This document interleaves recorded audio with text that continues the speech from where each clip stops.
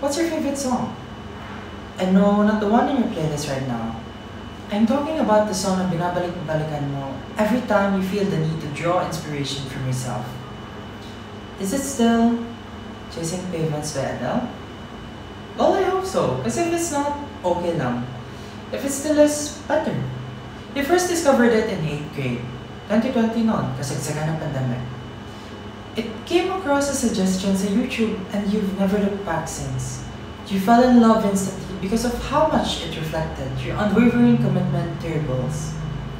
I hope you never grow tired of chasing pavements.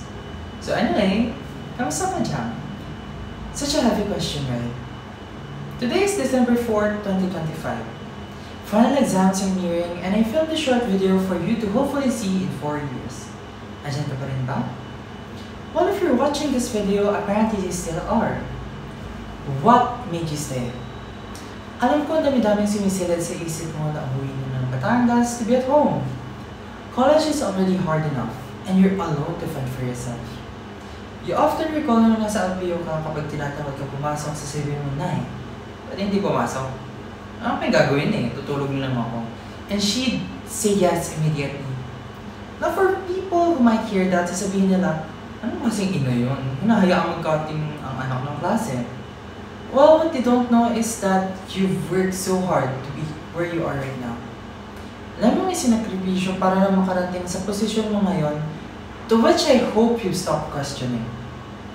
Ang ambisyon mo noon to become a lawyer, a defender of human rights. Many complimented the way you wrote, distinct, impactful, and complex. It's wonderful. Lagi ka rin may katwiran, kaya nagagalit ang nanay at tatay. Dami mo kasing opinion sa buhay eh. Diba? I mentioned it again. Minumulto na naman ng mga what if.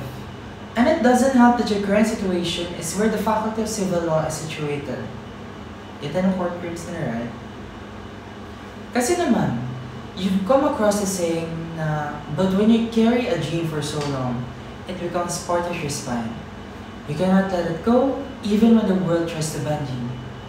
And I'm here to remind you that even if so, some things are not meant for you. Each and every day that passes as a bike and freshie, I wish na mapamahalaan ko sa programa na aking napili by accident. I never envisioned the path you're taking right now and it's scary. Kaya naman ako nag-apply dito kasi we were scared na paano hindi ako natanggap sa Ateneo at LSU. Akala mo rin pwede may shift ng programs when you get accepted. Hindi pala. It also doesn't help na ang pinasahan mo sa Ateneo was political science. And for the LSU naman, medical biology. Programs which you both saw yourself pursuing. Yet you're here. You cope by saying na mag-nursing ka na lang or pharmacy sa LPU, at least may nakakain ka pa pag-uwi. But I hope as you listen to this, ganun ang katagal ng panahon na lumipas, whether you're still in biochemistry or have had the courage to follow your heart. Sana masaya ka. I hope that in the second year, you would have conquered analytical, physical, and organic chemistry. For elective naman, nasa iyo naman eh, kung anong pipiliin mo. Industry or medicine, okay lang kahit ano.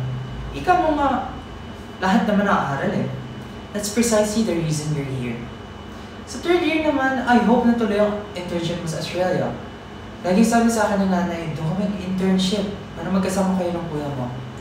She also said that it's a way to test the waters kung gusto ko to ba talaga mag-medicine or magsata na ako sa industry. Sa fourth year naman, sana hindi ka mag-visit sa thesis mo. Hopefully, graduating ka na. Pero one thing is certain, I hope that the heart that yearns for medicine never grow tired of the journey that entails it, as well as your heart that loves writing. In the midst of a domain dominated by chemicals, may your beautiful intent to write never falter. Yun lang naman. Every once in a while, kamustahin mo ang sarili mo. With dedication and commitment, you can make your dreams come true. Keep on chasing pavements. Should